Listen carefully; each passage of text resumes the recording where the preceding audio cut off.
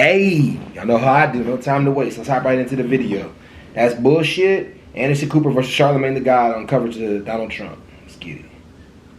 I think that her saying that she believes Donald Trump is a fascist got a lot of headlines because it was the first time that she said it. She's been going on for days saying Mark Milley said he's a fascist. This person said this. You raised the question of authenticity in your interview with her, and that was an authentic moment where she says, "Yeah, I do think he's a fascist," and I think that's why it had a reaction.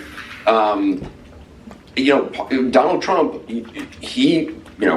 For whatever you think about him, if you like him, if you hate him, he is certainly who he is. He's shown us who he is every single day. Yeah, which is a fascist. And it's crazy because you still don't have news networks having that conversation. Like when somebody says, when somebody questions Kamala Harris's blackness or is he a DEI hire, y'all will have roundtable discussions about that, asking that question. How come you're not having roundtable discussions asking, is Donald Trump a fascist? Actually not even asking it, stating it. I mean, when you look at the things that he's talking about doing, jailing journalists, jailing his political opponents, turning the military on American citizens. The guy said he wanted to terminate the Constitution to overthrow the results of an election. How come that is not the topic of discussion on networks like CNN every day? But do you... That's a good fucking point, man. That's why I love Charlamagne. Charlamagne called a spade a spade. Yes, he is acting like a fascist, and he still is acting like a fascist. You were raising this with Kamala Harris about her own authenticity, about her own willingness to just, say things that aren't crafted. Do you think she needs to do more of that? Trump's going to go. Apparently, Trump's is going to tape a thing with Joe Rogan. Do you think she should do that?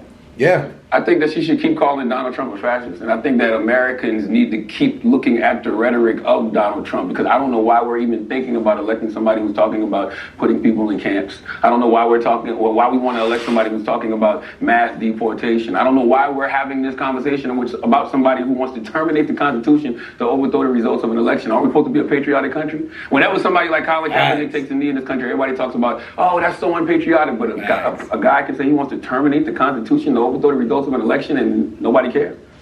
Facts. Oh, they're gonna be so mad in this comment section. That is a fact, man. That is a fact, man. You should see how many of these gnats be in my comment sections, because they are literally not hearing anything that we are saying right now when it comes to this is the same shit that fascists do. Funny, man. Even me bringing it up now, you brought it back to Kamala and Joe Rogan. Anderson. Yeah. Who gives a damn? I think you give a damn who's elected president, and I'm asking that you. President is a fascist. That's talking about putting people in camps. That's talking about, once again, terminating the Constitution to overthrow the results of an election. That's talking about, jailing his political opponents. Like, that rhetoric doesn't scare people. We talk about this every single. This is what I don't think y'all talk about this every night. I don't think y'all have enough conversations about it. I feel like I heard more on this network about is Kamala Harris black than I do about Donald Trump being a fascist. Well, am I wrong, Angela? Honestly, that's bullshit. I'm sorry. Oh, I like that. Oh, okay, you biting back. That's bullshit. No, I'm not. Look, I'm a huge fan of yours. Okay. But to say that we're sitting around discussing is Kamala Harris black, I've seen that. I've seen those roundtable discussions a lot. Now that's true. Bullshit, Anderson. For you to say that y'all don't have those conversations. I've never asked somebody I'm not saying you. I said the network. He said the network. I don't think anyone I don't think any anchor on this network has been going around saying, "Is she black?" Y'all never had. We have had.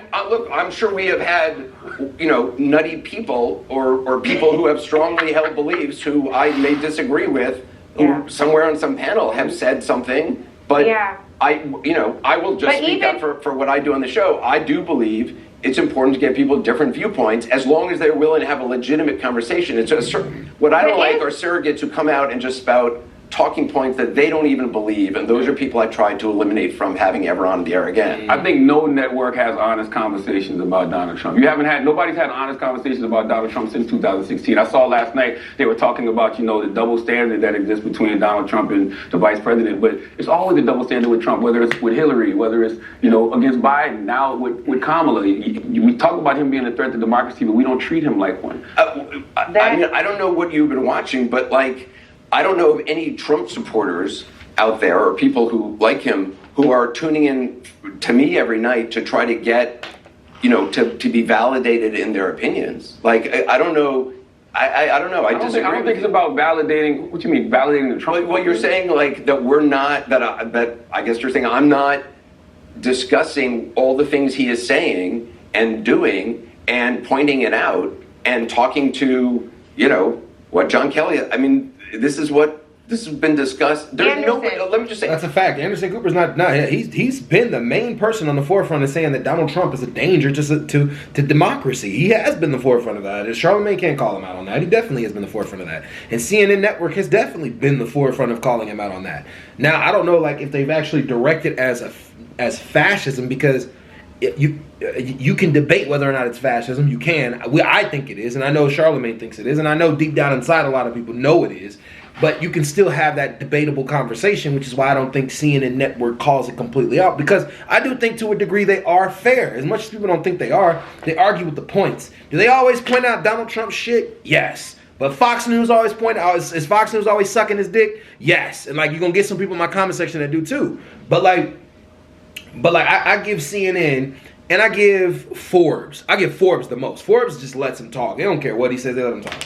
But I give CNN the best for reporting on the things that are actually being said and directing the conversation towards what's being said compared to bullshit like Fox. Fox just, it's been 100 days and the polls are fake news, motherfucker. Those are polls from actual people. And every poll, no matter which network you went to, gave him those polls that shows he sucked. To them, the people disagree with everything that he's doing with the economy. And I guarantee if you change the conversation just a little bit about immigration, if people understood a little more about it, they would disagree with him on that too. There is nobody on the planet who has not heard and seen pretty much everything Donald Trump has said and knows. I don't believe that. I don't believe that. Whether they believe it or not, whether they care or not. When the vice president said that to you last night, she said, "I don't think enough people know." I 100% believe enough people have not heard his rhetoric. What do you think, Angela? I was just about to say, can y'all tag me in? I'm never doing this to run with y'all ever again. Angela, yes. It's the problem of being on satellite. Yes. I know, it is the problem. No, I was just going to say, I think what you're saying is fair, that there have been roundtable discussions where y'all raised this. I think the problem is, it would be nice for, you to cut to camera and say, I'm looking right here, right now. Y'all, Kamala Harris is a black woman. But let's move right along. Yeah, but I was going to say, to your colleague's credit, Jake, right after the town hall yesterday, he said that you all had the opportunity to critique what Kamala Harris' policy proposals were, what her positions were, what her recommendations were, whether or not she answered her question fair enough, because, ta-da, she's the only one that showed up for the town hall. Yeah. It was supposed to be a debate. He said that. I think that the point is we don't hear those things enough, and it has been a threat. We cannot say, Kamala is going on with Joe Rogan, Donald Trump is going on with Joe Rogan, but Kamala's choosing Club Shay Shay. Debate it. Like, it's like, what is he going to say when he goes on? Here's what I've been saying, which is, it is a double standard because Kamala Harris has policies, and she talks about her policies. And you may think she doesn't talk in detail enough about her policies, and plenty do. And I pushed her on that last night. I quizzed. I try to look at the policies from different, but she's got stated policies, and you can look them up.